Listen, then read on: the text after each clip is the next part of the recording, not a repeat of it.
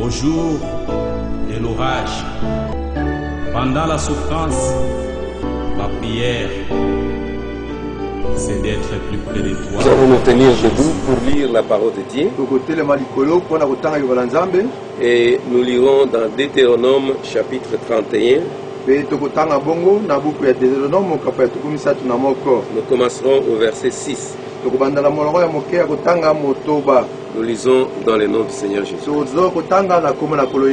Fortifiez-vous et ayez du courage. Ne craignez point et ne soyez point effrayés devant eux. Car l'Éternel ton Dieu marchera lui-même avec toi. Il ne te délaissera point, il ne t'abandonnera point. Prions le Seigneur. Seigneur Jésus, voici que nous venons de lire la portion de cette écriture. Et nous voulons que toi seul tu puisses nous donner l'interprétation. Que tes enfants soient édifiés avec cette exhortation. Que ta grâce, ta miséricorde soit sur chacun d'eux. Pendant que nous nous remettons à toi, dans le nom de Jésus-Christ. Amen. Bon. Je vous salue tous dans le précieux nom de notre Seigneur Jésus-Christ. Soyez tous bénis de l'Éternel. Nous sommes contents encore de nous retrouver aujourd'hui en parlant de ce que nous venons de lire. Je voudrais seulement vous exhorter avec cette portion de l'écriture que nous venons de lire. J'ai dit fortifiez-vous et ayez du courage. C'est ça le sujet de notre exhortation. Fortifiez-vous et ayez du courage. Puisque le prophète nous dit dans la prédication que je donne ici, la prédication, quelle est cette attraction sur la montagne, au paragraphe 19, il dit le plus grand problème dans l'église aujourd'hui, c'est une grande peur. Les gens ont toujours peur et cela vient du diable. N'ayez pas peur, soyez courageux. Voyez, nous venons de lire ici, ça concerne les enfants d'Israël. Quand ils sont sortis d'Égypte, Dieu a marché avec eux. Comme il a marché avec les Égyptiens, les enfants d'Israël dans le désert, il va marcher avec nous aussi. C'est ce que le prophète dit ici. Et quand il a fait sortir les enfants d'Israël du désert, il les a fait entrer dans le désert, il les a conduits par une colonne de feu. Et c'est vrai, c'est ce que la Bible dit qu'il avait fait. Il marchait devant eux. Ça c'était l'onction, le Saint-Esprit, le Christ qui marchait devant les enfants d'Israël. Vous voyez, c'est Christ qui marchait devant les enfants d'Israël. Cette colonne de feu qui est l'onction. C'est cette onction aujourd'hui qui est dans l'église. Cette onction doit accompagner l'église. C'est ce que nous devons comprendre. C'est la même marche avec les enfants d'Israël. Eh bien, il était le même qu'il était alors. Et il est le même qu'il était alors. Il est le même homme, la même personne. Il est tout ce qu'il était alors. Il est aujourd'hui. Et de même qu'il conduisait alors l'église dans les naturels, il conduit l'église aujourd'hui dans les spirituels. Les enfants d'Israël étaient sortis dans les naturels. Ils ont marché dans le désert. Ils ont été conduits par la colonne de feu. Et les prophètes nous disent, cette colonne de feu, c'est l'onction. Cette colonne de feu, c'est le Saint-Esprit. Cette colonne de feu, feu, c'est Jésus-Christ. Vous voyez, c'est ça. Comme il a conduit Israël dans les naturels, il nous conduit aujourd'hui dans les spirituels. Il nous conduit dans les spirituels. Il est sous une forme spirituelle. Je suis venu de Dieu, je vais à Dieu. Encore un peu de temps, et le monde ne me verra plus. Mais vous me verrez. Vous me verrez, car je serai avec vous, même en vous, jusqu'à la fin du monde. Vous voyez, ici Jésus-Christ, il dit que il sera dans les spirituels. Il dit je serai en vous, je serai en vous, je serai au milieu de vous et en vous-même. C'est-à-dire que ici maintenant, c'est différent avec les enfants d'Israël. Les enfants d'Israël, la colonne de feu était au-dessus de la colonne de nuée était au-dessus de. Mais aujourd'hui, cette colonne de feu, cette onction-là, est dans les croyants. C'est le croyant maintenant qui marche avec ça. Alors comme il a fait sortir le peuple d'Israël de la main des servitudes de Pharaon, aujourd'hui, il nous fait sortir du monde. Il veut nous faire voir qu'il est le même Dieu. Il n'a pas changé. Comme il n'a pas changé, qu'est-ce qu'il nous dit encore? Quand la maladie était entrée dans les camps,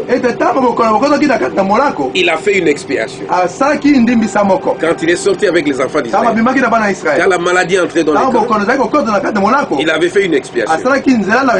Il a promis d'être Dieu en même temps il a promis d'être Dieu en temps de détresse. Amen. Un secours immédiat. Quand il a promis d'être Dieu en temps de détresse.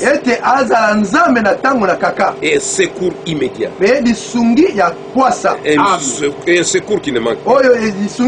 C'est qu'il était à l'époque, il est aujourd'hui. Le même esprit de Dieu qui a conduit Israël, conduit l'Église aujourd'hui, en nous faisant traverser, comme à l'époque, les déserts pour aller à la terre promise.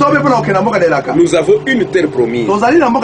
Croyez-les. Dans la maison de mon père, il y a plusieurs demeures. Je vais vous préparer une place. Puis je reviendrai vous prendre. Et nous sommes en route. Nous allons faire cette glorieuse terre promise dont Dieu nous a fait la promesse. Alors nous n'avons pas à être effrayés, nous n'avons pas à craindre.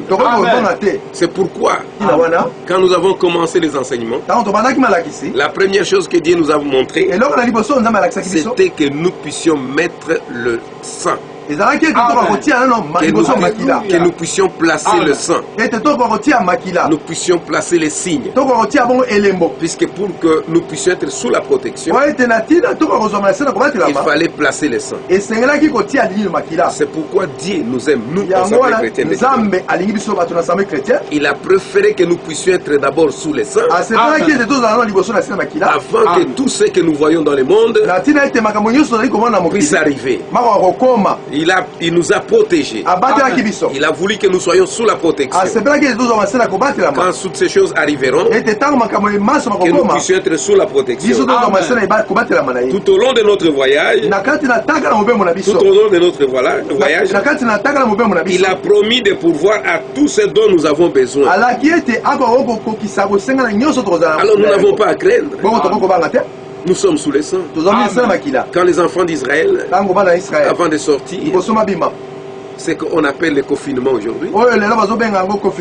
Et le confinement a commencé dans la Bible. Dieu a dit aux enfants d'Israël, personne ne sortira de sa maison. Vous resterez à la maison. Vous appliquez les signes. Alléluia. Quand ces temps de destruction arrivera, quand il verra les signes, il passera par-dessus. Et maintenant, dans vos maisons, vous allez immoler un agneau. Et cet agneau-là, pour chaque famille, vous mangerez l'agneau avec la famille, dans la maison. Et après, soyez prêts. Ayez votre ceinture. Ayez comme souliers sur vos pieds. Et ayez votre bâton. Et vous allez manger cet agneau dans la précipitation. Et quand ils ont mangé ça, immédiatement après avoir mangé, ils sont sortis vers la terre promise. C'est le même type de l'église aujourd'hui. Il nous a dit de rentrer dans nos maisons. C'est comme on dit, on croit que c'est l'État qui fait ça. Non, il n'y a rien qui se passe comme ça. C'est Dieu qui permet ça. Afin que nous soyons dans nos maisons. Restez dans votre maison. Acceptez ce qu'on vous dit. Suivez les règlements des autorités. Tout ce qu'ils vous disent. Restez dans vos maisons. Mangez la nourriture. Les enfants d'Israël, qu'est-ce qu'ils ont mangé? L'agneau. Et aujourd'hui, nous mangeons le même agneau. L'agneau qui est Jésus-Christ. L'agneau qui est la parole. Restez dans vos maisons. Mangez la parole. Mangez la parole sous les seins. Tout en état sous les seins. Mangez la parole. Et vous verrez, quand cet ange viendra, il passera dessus vous. Personne ne sera atteint. Les enfants dédiés qui sont remplis du Saint-Esprit ne seront pas atteints. Ils ne seront pas atteints. Ils seront sous la protection. Parce que les enfants d'Israël, quand ils étaient sous la protection, il n'y a rien qui les a frappés. Cela a frappé les incrédules, les peuples d'Égypte, les gens qui étaient incrédules. Pharaon, un incrédule. Mais les enfants d'Israël étaient épargnés. C'est pourquoi j'attire votre attention, mes frères. Et fortifiez-vous. Ayez du courage. N'ayez pas peur des coronavirus. N'ayez pas peur. Fortifiez-vous. Fortifiez-vous. Ayez du courage. Et acceptez tout ce qu'on vous dit. Lavez vos mains. C'est bien aussi. C'est pour l'hygiène. Restez dans vos maisons. C'est très bien. Ce n'est pas quelque chose de mauvais. Mais vous devez comprendre que tout en restant dans nos maisons, nous devons manger cet agneau-là. Nous devons manger la parole de Dieu. C'est pourquoi, par des médias, nous vous envoyons cette exhortation pour que vous puissiez vous exhorter. Et de rester toujours attaché à la parole de Dieu. Puisqu'après ça, c'est l'enlèvement. Ne croyez pas que nous sommes en train de passer un temps inutile. C'est le temps de préparation pour la sortie, pour l'enlèvement. Alors vous devez être attentif à tout ce qui se passe. Alors tout ce que vous demanderez au Père à mon nom, vous voyez, nous avons une promesse. Et tout ce que vous demanderez au Père à mon nom, je le ferai. Tout ce que vous désirez. Quand vous priez, vous voyez que vous l'avez reçu. Et vous le verrez s'accomplir. Amen. Amen. Amen. Donc la prière. Or la prière il nous a donné la prière comme étant une arme. Une arme plus puissante. Qui est plus puissante. La prière, c'est une arme. Quand nous sommes en difficulté, il nous a dit ceci. Tout ce que vous demanderez au Père à mon nom, je le ferai.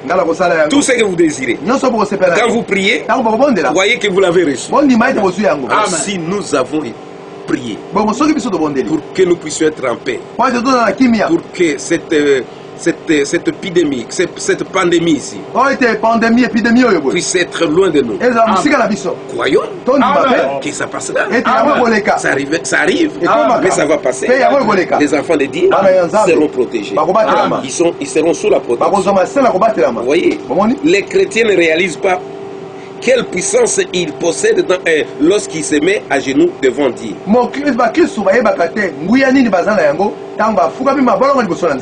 un chrétien se met à genoux pour prier, c'est toute une bombe. Donc là, l'enfer bouge. Tout tremble. Alors nous devons faire attention. Nous sommes au temps où nous devons manger la parole. Nous devons être sûrs que nous sommes sous les sangs. Nous sommes passés par la ligne de prière pour que vous ayez le Saint-Esprit. Si vous êtes sûr que vous avez le Saint-Esprit, n'ayez pas peur.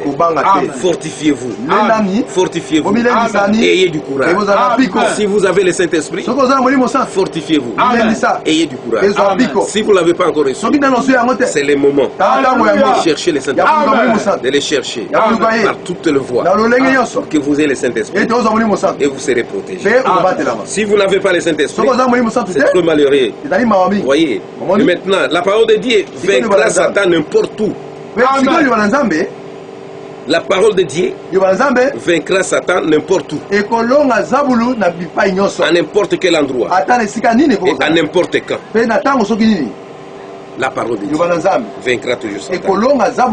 Amen. Alors c'est pourquoi, comme enfants de Dieu, comme des chrétiens qui sont nés de nouveau, qui ont le Saint-Esprit, je vous dis encore, fortifiez-vous et ayez du courage. Si vous avez le Saint-Esprit, soyez calme. Vous êtes sous le sang. Vous êtes sous la protection. L'ange de la destruction passera au-dessus de vous. Et n'ayez pas peur. Gardez toujours votre foi dans la parole de Dieu. Que Dieu vous bénisse. Amen. Nous venons de passer cette petite exhortation pour tes enfants, afin que Seigneur Jésus, là où chacun est, il puisse être fortifié, qu'il ait du courage, qu'il applique seulement les sangs, et la destruction, l'ange de la destruction passera au-dessus, par-dessus leur maison. C'est pourquoi Seigneur Jésus accorde à chacun l'attention pour qu'il puisse toujours se mettre à genoux pour prier. Et nous croyons, Seigneur Jésus, comme nous avons tous prié, nous croyons que Seigneur Jésus, tu feras encore des grandes choses pour cette église, pour le peuple de Gemena, pour toute la vie de Gemena, pour Seigneur Jésus, pour le sud Bangui, tu feras de grandes choses et nous serons sous cette protection. Que la gloire, l'honneur te reviennent encore dans le nom de Jésus. Amen.